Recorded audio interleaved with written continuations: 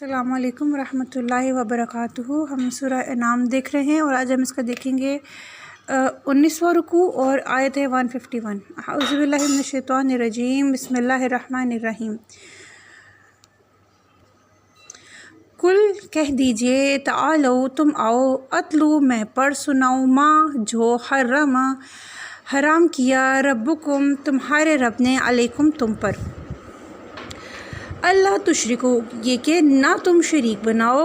بہی ساتھ اس کے، شیئن کسی چیز کو بھی، وبالوالدینی اور ساتھ والدین کے، احسان کرو، ولا تقتلوا اور نہ تم قتل کرو، اولادکم اپنی اولاد کو، من املاق تنگ دستی سے، یعنی تنگ دستی کے ڈر سے، نحنو ہم، نرزقکم ہم رزق دیتے ہیں تمہیں، وایہم اور انہیں بھی، ولا تقربوا اور نہ تم قریب جاؤ، تقربوا الفواحش نہ تم قریب جاؤ، فواحش بے حیائی کے کاموں کے، ما ظہرا جو ظاہر ہوں، منہا ان میں سے، وما باطنا اور جو چھپے ہوں، ولا تقتلوا النفس اور نہ تم قتل کرو اس جان کو، التی وہ جو، حرم اللہ حرام کی اللہ نے، الا بالحق مگر ساتھ حق کے،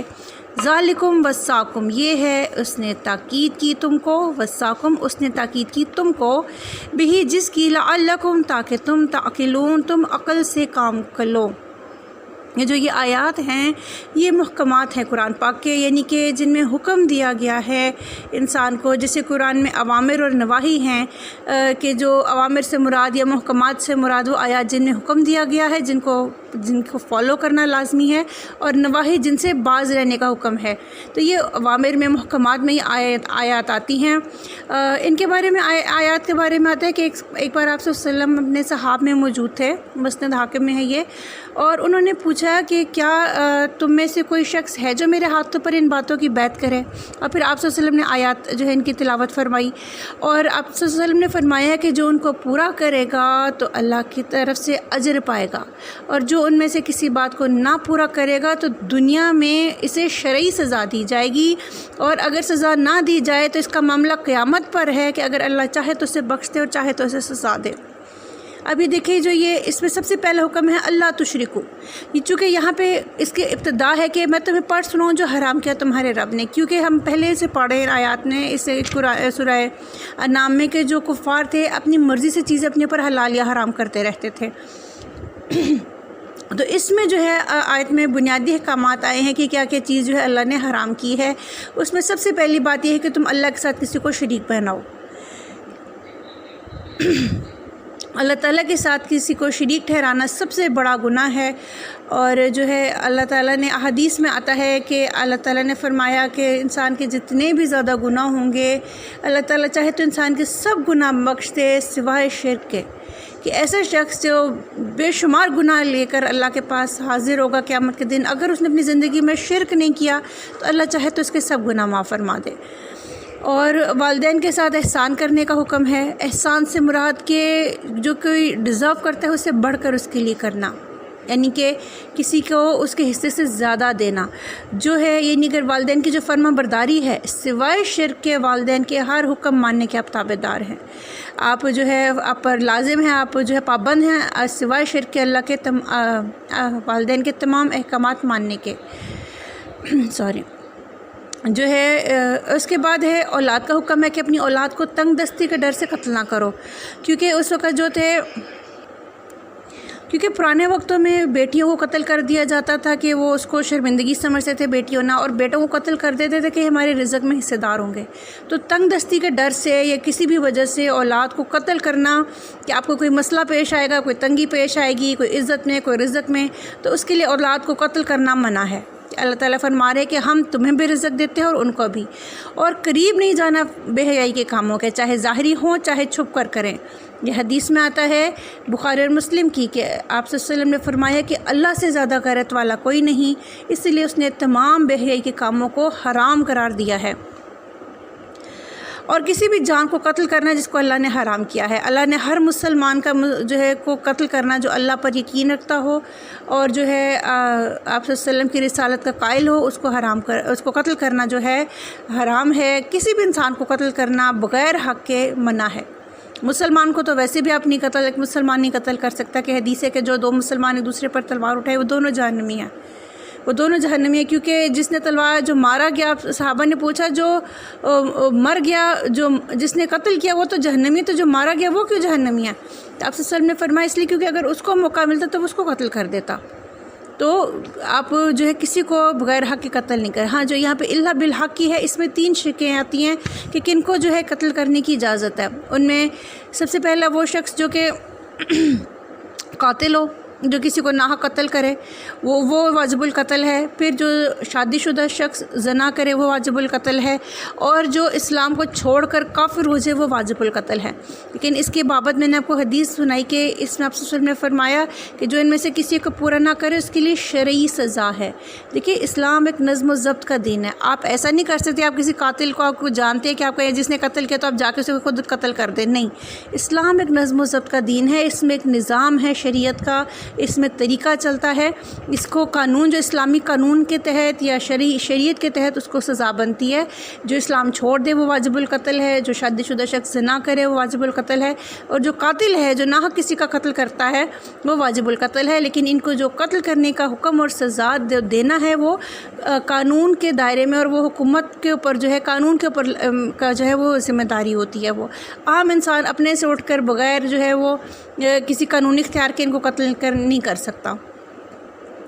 ذالکم وصاکم، یہ ہے اس نے وصیت کی یا تاکید کی تم کو بھی جس کی لعلکم تعقلون، تاکہ تم عقل سے کام لو، کہ یہ جو ہے اللہ تعالیٰ نے یہ ساری باتیں انسان کو سکھائی ہیں صحیح غلط کی پہچان کے لیے۔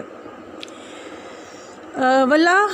تقربوا، اور نہ تم قریب جاؤ مال الیتیمی، مال یتیم کے، الا باللتی، مگر 7 طریقے کے، یا احسن، وہ جو اچھا ہے،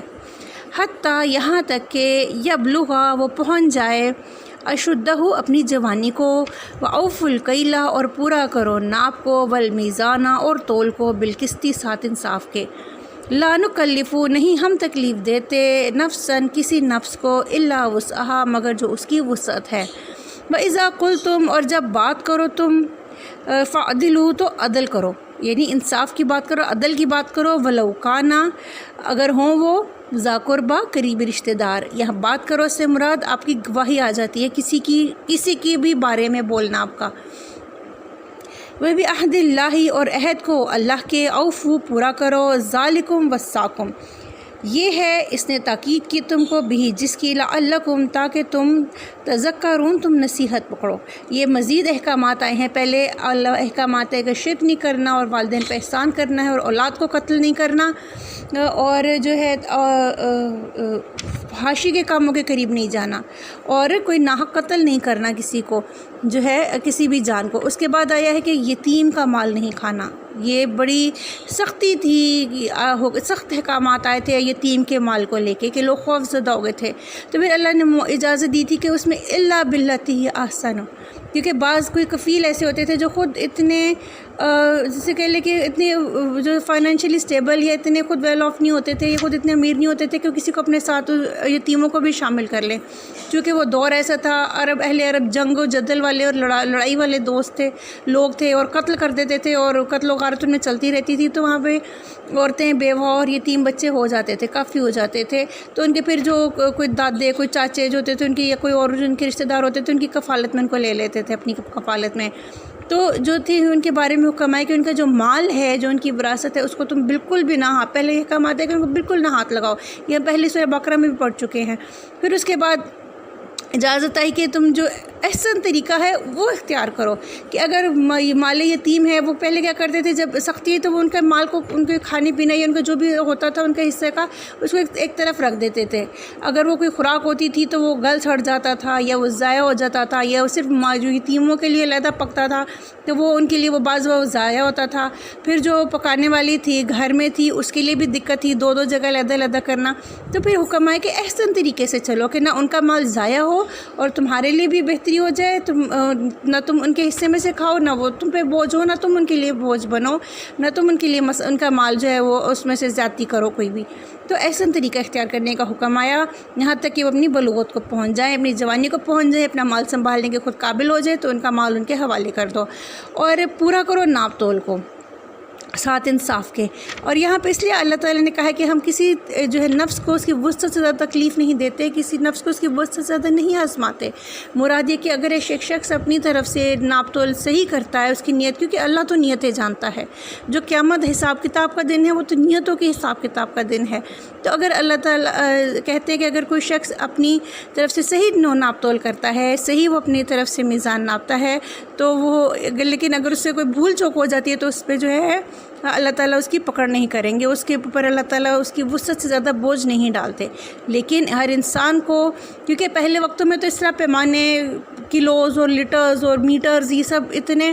فکس نہیں ہوتے تھے۔ اب یہ چونکہ وقت اور ہے، اب یہ سارے انٹرنیشنل سٹینڈرڈز بن چکے ہیں۔ اب جو 1 میٹر ہے وہ دنیا میں کسی بھی کونے میں چلے جاؤ، وہ 1 میٹر لینتھ وہی ہے، وہ 1 کلو ویٹ اتنا ہی ہے۔ تو آپ نے جو ہے اب اس کے لیے یہ ناپ تول کی میئرمنٹ کرنا کوئی بڑی جو ہے وہ بات نہیں رہی ہے، مشکل یا کمپلیکیٹڈ بات نہیں رہی ہے۔ پہلے وقتوں میں ترازو بنے ہوتے تھے، ان میں کوئی ناپ تول میں کمی ہو جانا تھوڑی بہت ہیومن ایرر کی گنجائش تھی۔ اب تو اتنے ایکوریٹ ڈیوائسز آ گئے ہوئے ہیں کہ ان میں ایرر کی گنجائش نہیں ہوتی ہے۔ تو لیکن اگر بات ایک انسان کی نیت ہے کہ جو انسان اپنی نیت سے صحیح ناپ تول کر لیتا ہے، تو اللہ تعالیٰ نے کہا ہے کہ اگر اس کی کوئی غلطی ہو جاتی ہے تو ہم اس سے جو ہے وہ اس کی وسعت سے زیادہ ہم اس پر جو ہے اس کو آزمائش میں نہیں ڈالیں گے، اس سے سوال جواب نہیں کریں گے۔ وَإِذَا قُلْتُمْ فَعْدِلُوا، اور جب تم بات کرو تو انصاف سے کام لو، یعنی کہ اگر تمہیں اپنے رشتہ دار کے بابت بھی کوئی بات کرنی ہے تو تم غلط بات نہیں کرو، تم جو ہے انصاف سے یا عدل والی صحیح بات کرو اور اللہ کے عہد کو پورا کرو۔ اللہ کا عہد کیا ہے؟ سب سے پہلی بات یہ کہ اللہ کے ساتھ کسی کو شریک نہ ٹھہراؤ، کیونکہ جب اللہ نے تمام ارواح کو اکٹھا کیا تو ان سے یہی عہد لیا تھا کہ کیا میں تمہارا رب نہیں ہوں؟ تو سب نے اقرار کیا تھا کہ ہاں اللہ تو ہمارا رب ہے۔ اس عہد کو پورا کرنا اور اللہ کے احکامات کو ماننا، یہ اللہ تعالیٰ فرما رہے کہ اس نے تم کو وصیت کی تاکہ تم نصیحت حاصل کرو۔ وَأَنَّ، اور بے شک یہ، وَأَنَّ هَذَا، اور بے شک یہ صراطی مستقیمہ میرا راستہ ہے سیدھا، فَاتَّبِعُوهُ، پس پیروی کرو اس کی، وَلَا تَتَّبِعُوا، اور نہ تم پیروی کرو سُبُلَ، راستوں کی،